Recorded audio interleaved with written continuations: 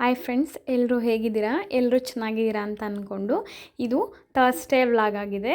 ಇನ್ನು ಇದು ಮಧ್ಯಾಹ್ನದಿಂದ ವ್ಲಾಗ್ ಮಾಡ್ತಾಯಿದ್ದೀನಿ. ಇದು ಮೇ ಬಿ 10ನಿಂದ 1:30ವರೆಗೂ ಇರೋಂಥ ವ್ಲಾಗ್ ಆಗಿದೆ. ಇನ್ನು ಕಂಟಿನ್ಯೂಸ್ ಆಗಿ ರಜಾ ಬೇರೆ ಬಂತಲ್ವ, ಮಕ್ಕಳು ಮನೇಲಿರ್ತಾರೆ ಅಂತಂದರೆ ನಿಮಗೂ ಗೊತ್ತಿರುತ್ತೆ, ಏನಾದರೂ ಕೇಳ್ತಾನೆ ಇರ್ತಾರೆ. ಆ ಮಕ್ಕಳಿಗೆ ಏನು ಹೊರಗಡೆ ನಾನೇನು ಕೊಡಿಸಲ್ಲ, ಹಾಗಾಗಿ ಇಲ್ಲೇ ನಾನು ಮನೇಲೇ ಮಾಡ್ತೀನಿ. ಇನ್ನು ನೆನ್ನೆ ಬಟ್ಟೆ ಎಲ್ಲ ತೊಳೆದಿದ್ದೆ, ಯೂನಿಫಾರ್ಮ್ ನಮ್ಮ ಮನೆಯವ್ರದ್ದು ಅದನ್ನೆಲ್ಲ ಮಡಚಿಟ್ಟು, ಇನ್ನು ಬೆಳಗ್ಗೆನೇ ನಾನು ಅವರು ಡ್ಯೂಟಿಗೆ ಹೋಗಿದ್ರು, ಹಂಗಾಗಿ ನಾನು ಒಬ್ಬಳೇ ಇದ್ದಿದ್ದು. ನೀನು ಪಾಪನ ಸ್ಕೂಲಿಗೆ ಕಳಿಸ್ಬಂದು ಬೆಳಗ್ಗೆನೇ ಎಲ್ಲ ತಿಂಡಿ ಪೂಜೆ ಎಲ್ಲ ಮುಗಿಸ್ಕೊಂಡೆ. ಈ ರೀತಿ ಮಾಡೋದೇನಾದರೂ ಇರುತ್ತೆ ಅಂತಂದರೆ ನಾನು ಬೆಳಗ್ಗೆ ಎಲ್ಲ ತಿಂಡಿ ಅಡುಗೆ ಎಲ್ಲ ಸಹ ಮುಗಿಸ್ಕೊಳ್ತೀನಿ. ಮುಗಿಸ್ಕೊಂಡು ಇನ್ನು ಇವತ್ತು ತೋರಿಸಿದ್ನಲ್ಲ ಫಸ್ಟಿಗೆ ತಿಂಡಿ ಶೇಂಗಾ ಚಿಕ್ಕಿ, ಮಂಡಕ್ಕಿ ಮತ್ತು ಸ್ವಲ್ಪ ಮಿಕ್ಸರ್ ಮಾಡೋಣ ಅಂತ ಅಂದ್ಕೊಂಡು ರೆಡಿ ಮಾಡ್ಕೊಳ್ತಿದ್ದೆ. ಇಲ್ಲಿ ಮೊದಲಿಗೆ ನಾನು ಮಂಡಕ್ಕಿಗೆ ಇಲ್ಲಿ ಇದನ್ನು ಕೊಬ್ಬರಿ ತೊಗೊಳ್ತಾ ಇದ್ದೀನಿ. ಕೊಬ್ಬರಿ ಇನ್ನು ಏನು ಕೊಬ್ಬರಿ ಹೇಳೋದು, ನಮ್ಮದು ಕೊಬ್ಬರಿ ಊರೇ ಅಲ್ವಾ, ಹಾಗಾಗಿ ನಮಗೆ ಸ್ವಲ್ಪ ಕೊಬ್ಬರಿ ಕಾಯಿ ಎಲ್ಲ ಜಾಸ್ತಿ ಯೂಸ್ ಮಾಡ್ತೀವಿ ಅಡುಗೆಯಲ್ಲಿ. ಅದು ಇನ್ನೇನು ನಾವು ಮಂಡಕ್ಕಿಗೆ ಹೆಚ್ಚು ಕಡಿಮೆ ಅಂತ ಹೇಳ್ಬೇಕು ಅಂತಂದರೆ ಶೇಂಗಾ ಚಿಕ್ಕಿ ಮತ್ತು ಕಡಲೆಗಿನ ಜಾಸ್ತಿ ಕೊಬ್ಬರಿನೇ ಹಾಕ್ತೀವಿ ಅಂತ ಅನಿಸುತ್ತೆ. ಅದೇ ನಾವು ಅಲ್ಲೇ ಬೆಳೀತಾರೆ ಎಲ್ಲ ಮಾಡ್ತಾರಲ್ವ, ಈ ನಾವು ಸ್ವಲ್ಪ ಕಮ್ಮಿ, ಇನ್ನೂ ನಮ್ಮ ಹಳ್ಳಿ ಸೈಡಲ್ಲಂತೂ ಇನ್ನೂ ಜಾಸ್ತಿ ಯೂಸ್ ಮಾಡ್ತಾರೆ ಊಟ ತಿಂಡಿಗೆಲ್ಲ ಕೊಬ್ಬರಿ ಕಾಯಿನ. ಅದೇನೋ ಕೊಬ್ಬರಿ ನಾವೇ ಇದು ಮಾಡೋದ್ರಿಂದ ನಮಗೆ ಸ್ವಲ್ಪ ಅಟ್ಯಾಚ್ಮೆಂಟ್ ಜಾಸ್ತಿ ಅಂತ ಅನಿಸುತ್ತೆ. ಇನ್ನು ಕೊಬ್ಬರಿ ಹೆಚ್ಕೊಳ್ತಾ ಇದ್ದೆ. ಫ್ರೆಂಡ್ಸ್, ಇಲ್ಲಿ ತಮ್ನೈಲಲ್ಲಿ ಹೇಳಿದ್ದೀನಲ್ವ, ಅದನ್ನು ನಾನು ಲಾಸ್ಟಲ್ಲಿ ಹೇಳ್ತೀನಿ. ಫ್ರೆಂಡ್ಸ್, ಯಾರಿಗಾದರೂ ಈ ವಿಡಿಯೋ ಇಷ್ಟ ಆಗಿದ್ದರೆ, ನನ್ನ ವಿಡಿಯೋ ನೋಡಿದಾಗ ನಿಮ್ಗೇನಾದರೂ ಇಷ್ಟ ಆಯಿತು ಅಂತಂದರೆ ಪ್ಲೀಸ್ ಒಂದು ಲೈಕ್ ಮಾಡಿ, ಶೇರ್ ಮಾಡಿ, ಕಮೆಂಟ್ ಮಾಡಿ. ಫ್ರೆಂಡ್ಸ್, ಇಲ್ಲಿ ನಾನು ಮಂಡಕ್ಕಿ ಮಾಡೋಣ ಅಂತ ಇದ್ದೀನಿ. ಮಂಡಕ್ಕಿ ಮತ್ತು ಶೇಂಗಾ ಚಿಕ್ಕಿ ತೋರಿಸಿದ್ನಲ್ಲ ಆ ಬೌಲಲ್ಲಿ, ಅದನ್ನು ನಾನಿಲ್ಲಿ ಒಂದು ಬೌಲ್ಗಿನ ಸ್ವಲ್ಪ ಹಾಕ್ಕೊಂಡಿದ್ದೀನಿ. ಜಾಸ್ತಿನೇ ಶೇಂಗಾ ಅಥವಾ ಕಡಲೆ ಬೀಜ ಈ ರೀತಿ ಚೆನ್ನಾಗಿ ಹುರ್ಕೊಬೇಕು. ಕಡಲೆ ಬೀಜನ ನಾವು ಯಾವುದು ಹದದಲ್ಲಿ ಉರಿಬೇಕಂದ್ರೆ ಲೋ ಫ್ಲೇಮಲ್ಲೇ ಚೆನ್ನಾಗಿ ಉರಿಬೇಕಾಗುತ್ತೆ. ನೋಡಿ, ಈ ಹದ ಬರಬೇಕು, ಹಿಂಗಿರಬೇಕು, ಹಿಂಗೆ ಚೆನ್ನಾಗಿ ಹುರ್ಕೊಬೇಕು. ನಾವು ಉರಿಯೋದ್ರ ಮೇಲೆ ಶೇಂಗಾ ಚಿಕ್ಕಿ ಚೆನ್ನಾಗಿರುತ್ತೆ. ನೋಡಿ ಫ್ರೆಂಡ್ಸ್, ಚೆನ್ನಾಗಿ ಲೋ ಫ್ಲೇಮಲ್ಲೇ ಚೆನ್ನಾಗಿ ಹುರ್ಕೊಬೇಕಾಗುತ್ತೆ. ಸ್ವಲ್ಪ ಹೈ ಫ್ಲೇಮ್ ಇಟ್ಕೊಂಬಿಟ್ರೆ ಏನಾಗುತ್ತೆ, ಒಳಗಡೆ ಬೆಂದಿರಲ್ಲ, ಮೇಲೆ ಸೀದೋದಂಗೆ ಆಗುತ್ತೆ. ಹಂಗಾಗಿ ಚೆನ್ನಾಗಿ ಹುರ್ಕೊಬೇಕಾಗುತ್ತೆ. ನೋಡಿ, ಈ ಹದದವರೆಗೂ ಚೆನ್ನಾಗಿ ಹುರ್ಕೊಬೇಕು. ಇದರಲ್ಲೇ ನಾನು ಮಂಡಕ್ಕಿಗೂ ತೊಗೊಳ್ತಿದ್ದೀನಿ ಮತ್ತು ಶೇಂಗಾ ಚಿಕ್ಕಿಗೂ ತೊಗೊಳ್ತಾ ಇದ್ದೀನಿ.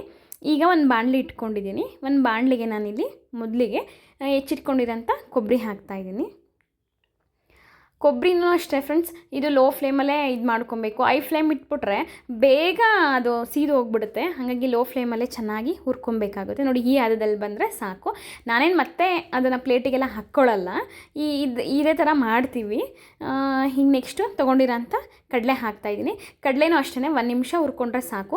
ಮಂಡಕ್ಕಿ ಏನು ಉರಿದಿಲ್ಲ, ಮಂಡಕ್ಕಿ ಚೆನ್ನಾಗಿತ್ತು, ಗರಿ ಗರಿಯಾಗಿತ್ತು, ಹಂಗಾಗಿ ನಾನೇನಿಲ್ಲಿ ಮತ್ತೆ ಹುರ್ಕೊಳ್ತಿಲ್ಲ. ನೋಡಿ ಫ್ರೆಂಡ್ಸ್, 1 ನಿಮಿಷ ಈ ರೀತಿ ಫ್ರೈ ಮಾಡಿಕೊಂಡ್ರೆ ಸಾಕು. ಅದನ್ನು ಸಹ ಒಂದು ಸೈಡಿಗೆ ಇಟ್ಕೊಂಡು ನೆಕ್ಸ್ಟು ನಾನಿಲ್ಲಿ ಬೆಳ್ಳುಳ್ಳಿ ಅಲ್ವಾ ಇದಕ್ಕೆ ಮೇಯ್ನ್ ಇಂಗ್ರೀಡಿಯೆಂಟ್. ಬೆಳ್ಳುಳ್ಳಿ ಹಾಕಿದಷ್ಟು ಚೆನ್ನಾಗಿರುತ್ತೆ, ಅದು ತಿಂತಾ ಇರ್ಬೇಕಾದ್ರೆ ಸಿಕ್ಕಿದ್ರೆ ತುಂಬ ಚೆನ್ನಾಗಿರುತ್ತೆ. ಹಾಗಾಗಿ ಬೆಳ್ಳುಳ್ಳಿನೂ ಚೆನ್ನಾಗಿ ಮೊದಲಿಗೆ ನಾವು ಇದರಲ್ಲಿ ಫ್ರೈ ಮಾಡ್ಕೊಬೇಕಾಗುತ್ತೆ. ಸ್ವಲ್ಪ ಹಾಕಬೇಕು ಬೆಳ್ಳುಳ್ಳಿ, ಚೆನ್ನಾಗಿ ಫ್ರೈ ಮಾಡಿಕೊಂಡು ನಂತರ ಇದಕ್ಕೆ ನಾನು ಒಣಮೆಣ್ಸಿನ್ಕಾಯಿ ಮತ್ತು ಕರಿಬೇವು ಹಾಕ್ತಾಯಿದ್ದೀನಿ. ಕರಿಬೇವು ಎಷ್ಟು ಹಾಕ್ತೀವಿ ಅಷ್ಟು ಚೆನ್ನಾಗಿರುತ್ತೆ ಫ್ರೆಂಡ್ಸ್ ಇದು. ಇನ್ನು ಒಣಮೆಣ್ಸಿನ್ಕಾಯಿ ಖಾರದ ಪುಡಿ ಹಾಕ್ತಿದ್ದೀನಿ, ಹಾಗಾಗಿ ಸ್ವಲ್ಪ ಹಾಕ್ತಾಯಿದ್ದೀನಿ ಅಷ್ಟೇ. ಖಾರದ ಪುಡಿ ಹಾಕೋದ್ರಿಂದ ಒಣಮೆಣ್ಸಿನ್ಕಾಯಿ ಜಾಸ್ತಿ ಹಾಕ್ಕೊಳ್ತಿಲ್ಲ. ಈಗ ಈ ಒಂದು ಕಡೆ ಎಲ್ಲ ಸೈಡಿಗೆ ಮಾಡಿಕೊಂಡು ಎಣ್ಣೆ ಬಿಟ್ಕೊಳ್ಳುತ್ತಲ್ಲ, ಆ ಎಣ್ಣೆಗೆ ನಾನಿಲ್ಲಿ ಖಾರದ ಪುಡಿ ಸೇರಿಸ್ತಾ ಇದ್ದೀನಿ. ಫ್ರೆಂಡ್ಸ್, ಎಲ್ಲ ಇದು ಲೋ ಫ್ಲೇಮಲ್ಲೇ ಮಾಡಬೇಕು. ಸ್ವಲ್ಪ ಅರಿಶಿನ ಸೇರಿಸ್ತಾ ಇದ್ದೀನಿ. ಸ್ವಲ್ಪ ಹೈ ಫ್ಲೇಮ್ ಇಟ್ಕೊಂಬಿಟ್ರೆ ಖಾರದ ಪುಡಿ ಮತ್ತು ಅರಿಶಿನದ ಪುಡಿ ಎಲ್ಲ ಸೀದೋಗ್ಬಿಡುತ್ತೆ. ಹಾಗೆ ಲೋ ಫ್ಲೇಮಲ್ಲೇ ಮಾಡಬೇಕು. ಈಗ ರುಚಿಗೆ ತಕ್ಕಷ್ಟು ಉಪ್ಪು ಹಾಕ್ತಾಯಿದ್ದೀನಿ. ಉಪ್ಪು ನೋಡಿ ಹಾಕ್ಕೊಳ್ಳಿ, ಯಾಕೆಂತಂದರೆ ಮಂಡಕ್ಕಿಲಿ ಆಲ್ರೆಡಿ ಉಪ್ಪಿರುತ್ತೆ, ಹಂಗಾಗಿ ಸ್ವಲ್ಪ ಹಾಕ್ಕೊಂಡ್ರು ಸಾಕಾಗುತ್ತೆ. ಈ ರೀತಿ ಚೆನ್ನಾಗಿ ಮಿಕ್ಸ್ ಮಾಡ್ಕೊಬೇಕಾಗುತ್ತೆ. ಎಲ್ಲ ಕಡೆ ಅದು ಅರಿಶಿನ, ಉಪ್ಪು, ಖಾರದ ಪುಡಿ ಎಲ್ಲ ತಾಗಬೇಕು ಇದಕ್ಕೆ. ಈಗ ತಗೊಂಡಿರೋಂಥ ಮಂಡಕ್ಕಿ ಹಾಕ್ಬಿಟ್ಟು ನಂತರ ಹುರಿದಿಟ್ಕೊಂಡಿದ್ನಲ್ಲ ಶೇಂಗಾ, ಅದರಲ್ಲಿ ಸ್ವಲ್ಪ ಎಷ್ಟು ಬೇಕು ಅಷ್ಟು ಹಾಕ್ಕೊಳ್ತಾ ಇದ್ದೀನಿ ಅಷ್ಟೇ. ಈ ರೀತಿ ಚೆನ್ನಾಗಿ ಮಿಕ್ಸ್ ಮಾಡ್ಕೊಬೇಕು. ಶೇಂಗಾ ನಾವು ಎಣ್ಣೆಲಿ ಉರಿಯಲ್ಲ, ಆ ರೀತಿ ಹುರಿದ್ರೆ ಸ್ವಲ್ಪ ಅದು ಕರಗದ್ದು ಲೇಟ್ ಆಗುತ್ತೆ. ಆದರೆ ಈ ರೀತಿ ನಾವು ಹಂಗೆ ಡ್ರೈಯಾಗಿ ಉರಿಯೋದ್ರಿಂದ ಕಡಲೆ ಬೀಜ ಬೇಗ ಕರಗುತ್ತೆ. ಹಾಗಾಗಿ ಈ ರೀತಿ ಮಾಡ್ಕೊಳ್ತಾ ಇದ್ದೀನಿ. ನೋಡಿ ಫ್ರೆಂಡ್ಸ್, ಎಲ್ಲ ಲೋ ಫ್ಲೇಮಲ್ಲೇ ಮಾಡಿದ್ದು. ನೋಡಿ, ಮಂಡಕ್ಕಿ ಗರಿ ಗರಿಯಾಗಿ ಮಂಡಕ್ಕಿ ರೆಡಿಯಾಗಿದೆ. ನಂತರ ಇಲ್ಲಿ ಶೇಂಗಾ ಚಿಕ್ಕಿ ಮಾಡ್ತಾಯಿದ್ದೀನಿ. ಶೇಂಗಾ ಚಿಕ್ಕಿ ತೋರಿಸಿದ್ನಲ್ಲ ಬೌಲು, ಆ ಬೌಲಲ್ಲಿ 1 ಬೌಲಷ್ಟು ನಾನು ಶೇಂಗಾ ತೊಗೊಂಡಿದ್ದೀನಿ. ಹುರಿದು ಈ ರೀತಿ ಸಿಪ್ಪೆ ತೆಗೆದು ಇಟ್ಕೊಂಡಿದ್ದೀನಿ. ಅದರಲ್ಲಿ 3/4 ಬೌಲಷ್ಟು ಬೆಲ್ಲ ಹಾಕ್ತಾಯಿದ್ದೀನಿ, ಸೇಮ್ ಅದೇ ಅಳತೆಲಿ. ನೋಡಿ ಫ್ರೆಂಡ್ಸ್, ಈಗ 3/4 ಬೌಲಷ್ಟು ಬೆಲ್ಲ ತೊಗೊಂಡಿದ್ದೀನಿ. ಒಂದು ಬಾಣಲಿಗೆ ಹಾಕ್ಕೊಂಡಿದ್ದೀನಿ. ಒಂದು 4 ಟೇಬಲ್ ಸ್ಪೂನಷ್ಟು ಮಾತ್ರ ನೀರು ಹಾಕಿದ್ದೀನಿ. ನೀರು ಹೆಚ್ಚಿಗೆ ಏನು ಹಾಕಿಲ್ಲ. ನೀರು ಹೆಚ್ಚಿಗೆ ಹಾಕಿದ್ರೆ ಬೆಲ್ಲ ಕಾಯೋದು ಲೇಟ್ ಆಗುತ್ತೆ, ಹಾಗಾಗಿ ಸ್ವಲ್ಪ ನೀರು ಹಾಕಿದ್ದೀನಿ. ಹಾಕಿ ಕುದಿಸ್ಕೊಬೇಕು. ಅದು ಕುದೀತಿರಲಿ. ಈ ಕಡೆ ಮಿಕ್ಸಿ ಜಾರ್ಗೆ ನಾನಿಲ್ಲಿ ಸಿಪ್ಪೆ ತೆಗೆದಿದ್ನಲ್ಲ ಶೇಂಗಾ, ಅದನ್ನು ಹಾಕ್ಕೊಳ್ತಾ ಇದ್ದೀನಿ. ಹಾಕ್ಕೊಂಡು ಅದನ್ನು ಇದನ್ನು ತರಿಯಾಗಿ ರುಬ್ಬಬೇಕು. ಈ ಕಡೆ ಬೆಲ್ಲದ ಪಾಕನೂ ಕಾಯ್ತಾ ಇದೆ ಫ್ರೆಂಡ್ಸ್. ಬೆಲ್ಲದ ಪಾಕ ಇದು ಚೆಕ್ ಮಾಡಬೇಕು. ಇದು ಈ ಸ್ವೀಟು 90s ಕಾಲದಲ್ಲಿ ಹಾಲ್ಕೋವಾ ಮತ್ತು ಇದು ಫೇವ್ರೇಟ್ ಆಗಿತ್ತು ಆವಾಗಿನ ಕಾಲದಲ್ಲಿ ಸ್ವೀಟು. ನಮಗೂ ಅಷ್ಟೇ, ನಾವು ಸ್ಕೂಲಿಗೆ ಹೋಗ್ಬೇಕಾದ್ರೆ ಇದು ಅಂಗಡಿಲೆಲ್ಲ ಅವಾಗೆಲ್ಲ ನಮಗೆ ₹1 4 ಕೊಡೋರು ಫ್ರೆಂಡ್ಸ್ ಇದು ಸ್ವೀಟು. ಇವಾಗ ₹5 ಒಂದಾಗಿದೆ. ಇವಾಗ ಹೊರಗಡೆ ನಮ್ಮ ಮಕ್ಳಿಗೆ ನಾವು ತಿಂತಿದ್ವಿ, ಬಟ್ ಈಗ ನಮ್ಮ ಮಕ್ಳಿಗೆ ಕೊಡೋಕ್ಕೆ ನಮಗೆ ಭಯ ಆಗುತ್ತೆ. ಇವಾಗ ವೀಡಿಯೋಗಳು ನೋಡ್ತೀವಿ, ಕೇಳ್ತೀವಿ, ಅದು ಯಾವ್ಯಾವ ಥರ ಮಾಡಿರ್ತಾರೋ ಅನ್ನೋ ಗೊತ್ತಿಲ್ಲ. ಹಾಗೆ ಇದಕ್ಕೆ ಮೇಯ್ನ್ ಇದಕ್ಕೆ ಪಾಕ ಚೆನ್ನಾಗಿ ಬರಬೇಕು ಫ್ರೆಂಡ್ಸ್, ಇಲ್ಲಾಂದರೆ ಅಂಟುತ್ತೆ. ನೋಡಿ ಪಾಕ ಈ ರೀತಿ ಒಂದು ಪಾತ್ರೆಗೆ ಹಾಕ್ಕೊಂಡು ಚೆಕ್ ಮಾಡ್ತಿರ್ಬೇಕು. ಬೆಲ್ಲದ ಪಾಕ ತೆಗೆದು ಪಾಕ ಚೆನ್ನಾಗಿ ಬಂದ್ರೇ ಅದು ಶೇಂಗಾ ಚಿಕ್ಕಿ ಚೆನ್ನಾಗಿ ಬರೋದು. ನೋಡಿ ಈ ರೀತಿ ಚೆನ್ನಾಗಿ ಅದು ತಕ್ಷಣ ಚೆಕ್ ಮಾಡಬಾರ್ದು, ನೀರಿಗೆ ಹಾಕಿ ಸ್ವಲ್ಪ ಹೊತ್ತು ಬಿಡಬೇಕು. ನೋಡಿ ಇನ್ನೂ ಸ್ವಲ್ಪ ಆಗಬೇಕು, ಅದು ಗಟ್ಟಿ ಆಗಬೇಕು. ಗಟ್ಟಿ ಆದಾಗ ಪಾಕ ಕಾದಿದೆ ಅಂತ ಈ ರೀತಿ ಚೆಕ್ ಮಾಡ್ಕೊಳ್ತೀರಿ. ಚೆಕ್ ಮಾಡಿಕೊಂಡು ಪಾಕನ ಕಾಯಿಸ್ಕೊಬೇಕು. ನೋಡಿ ಫ್ರೆಂಡ್ಸ್, ಈಗ ಸ್ವಲ್ಪ ಹೊತ್ತು ಆದಮೇಲೆ ಈ ರೀತಿ ಇದೆ ಅಂದರೆ, ಬಟ್ ಇದು ಇವಾಗ ಹಿಂಗೆ ಕಾಣಿಸ್ತಿದೆ, ಅದು ಟಕ್ಕನ್ನಂಗೆ ಕಟ್ಟಾಗುತ್ತೆ. ನೋಡಿ ಇವಾಗ ಕೊನೆಯಲ್ಲಿ ಒಂದು ತುಪ್ಪ ಹಾಕ್ತಾಯಿದ್ದೀನಿ, 1 ಸ್ಪೂನಷ್ಟು. ಟಕ್ಕನ್ನಂಗೆ ಕಟ್ಟಾಗಬೇಕು, ಅಲ್ಲಿವರೆಗೂ ಚೆನ್ನಾಗಿ ನಾವು ಕುದಿಸ್ಕೊಬೇಕು ಪಾಕನ. ಈಗ ಪುಡಿ ಮಾಡ್ಕೊಂಡಿದ್ನಲ್ಲ ಶೇಂಗಾ ಬೀಜದ ಪುಡಿ, ಅದನ್ನು ಹಾಕಿ ಚೆನ್ನಾಗಿ ಲೋ ಫ್ಲೇಮಲ್ಲೇ ಮಿಕ್ಸ್ ಮಾಡಬೇಕು. ತುಂಬ ಹೊತ್ತು ಬಿಡೋಂಗಿಲ್ಲ. ಹಾಕಿದ ಮೇಲೆ ಈ ಕಡೆ ಒಂದು ತಟ್ಟೆನ ರೆಡಿ ಮಾಡ್ಕೊಂಡಿರಬೇಕಾಗುತ್ತೆ. ನೋಡಿ ಫ್ರೆಂಡ್ಸ್, ತುಂಬ ಹೊತ್ತೇನು ಬಿಡಬಾರ್ದು, ಈ ರೀತಿ ಚೆನ್ನಾಗಿ ಮಿಕ್ಸ್ ಮಾಡ್ಕೊಬೇಕು, ಲೋ ಫ್ಲೇಮಲ್ಲೇ ಮಾಡಿ. ಈ ಕಡೆ ನೋಡಿ ಒಂದು ತಟ್ಟೆಗೆ ನಾನು ತುಪ್ಪ ಹಾಕಿಟ್ಕೊಂಡಿದ್ದೆ ಆಲ್ರೆಡಿ. ಅದಕ್ಕೆ ಇವಾಗ ಅಲ್ಲಿ ತೊಗೊಂಡಿರೋ ಅಂಥ ಮಿಶ್ರಣನ ಹಾಕಿ ನನಗೆ ಯಾವ ರೀತಿ ಬೇಕು ಆ ರೀತಿ ಬಿಸಿ ಇದ್ವಾಗಲೇ ನಾವು ಈ ರೀತಿ ಒಂದು ಚಾಕು ಸಹಾಯದಲ್ಲಿ ಹಿಂಗೆ ಮೇಲೆ ಚೆನ್ನಾಗಿ ಕಟ್ ಮಾಡ್ಕೊಬೇಕಾಗುತ್ತೆ.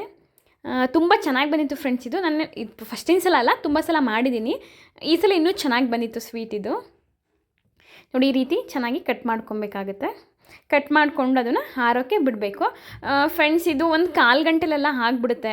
ಸುಮ್ಮನೆ ನಾವು ನೋಡಿರ್ತೀವಿ, ನಮಗೂ ನೆಮ್ಮದಿರಲ್ಲ, ಯಾವ ತಾಯಿದಿರಿಗೂ ನೆಮ್ಮದಿರಲ್ಲ. ಹೊರಗಡೆ ವೀಡಿಯೋಗಳು ನೋಡಿರ್ತೀವಿ, ಕೇಳಿರ್ತೀವಿ, ಯಾವ ರೀತಿ ಮಾಡ್ತಾರೋ, ಕೊಟ್ಟರು ಅಯ್ಯೋ ಆ ಥರದ್ದು ಕೊಡ್ತಿದ್ದೀವಿ ಅಂತ ಅನ್ಕೊಂಡು ಕೊಡ್ತೀವಿ.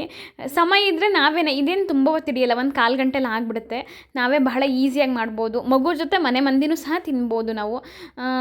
ಈಗ ಸುಮ್ಮನೆ ದುಡ್ಡು ಕೊಟ್ಟು ತರೋದ್ಕಿನ್ನೂ ಈ ರೀತಿ ಮಾಡಿಕೊಂಡ್ರೆ ಮನೇಲೇ ಆಗುತ್ತೆ ಫ್ರೆಂಡ್ಸ್. ಇನ್ನು ಇದು ಆ ರೆಸಿಪಿನೂ ಮುಗೀತು, ಶೇಂಗಾ ಚಿಕ್ಕಿ. ಇನ್ನು ಇದು ಮಿಕ್ಸರ್ ಮಾಡ್ಕೊಳ್ಳೋಣ ಅಂತ ಮನೇಲಿ ಇದು ಸೇವ್ ಮಿಕ್ಸರ್, ಪಾನಿಪುರಿ, ಮಸಾಲೆ ಪುರಿ ಎಲ್ಲದಕ್ಕೂ ಯೂಸ್ ಮಾಡ್ತಾರಲ್ಲ ಆ ಮಿಕ್ಸರು. ಇದನ್ನು ಸಹ ನಾನು ಮನೇಲೇ ಮಾಡ್ತೀನಿ. ಇನ್ನು ಪೂರಿ ಎಲ್ಲ ನಾನು ಮಾಡಿಕೊಂಡು ಸೇವ್ ಅವು ಎಲ್ಲ ಮನೇಲೇ ಮಾಡ್ಕೊಡ್ತೀನಿ ಮಗುಗೂ ಅಷ್ಟೇ ನಾನು. ನೋಡಿ ಫ್ರೆಂಡ್ಸ್, ಇದು ನಾನು ಆಲ್ರೆಡಿ ರೆಸಿಪಿ ನನ್ನ ಯೂಟ್ಯೂಬಲ್ಲಿದೆ.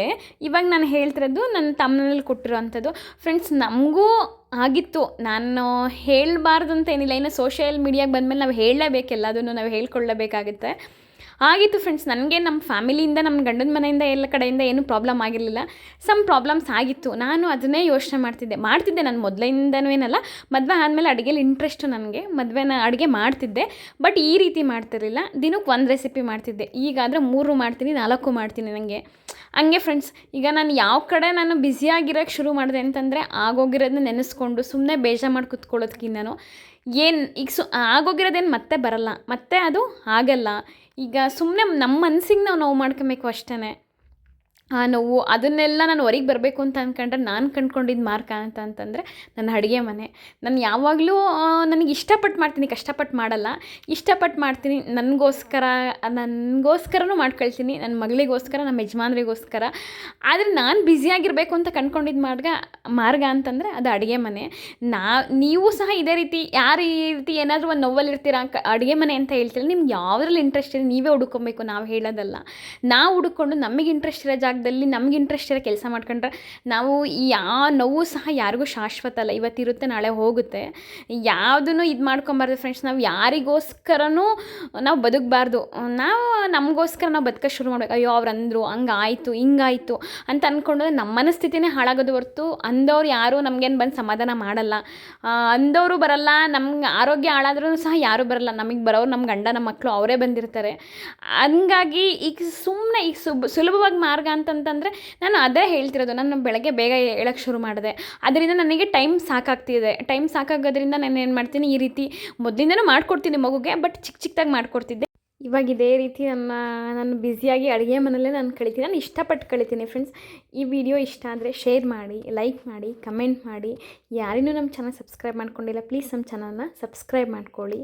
Thank you for watching.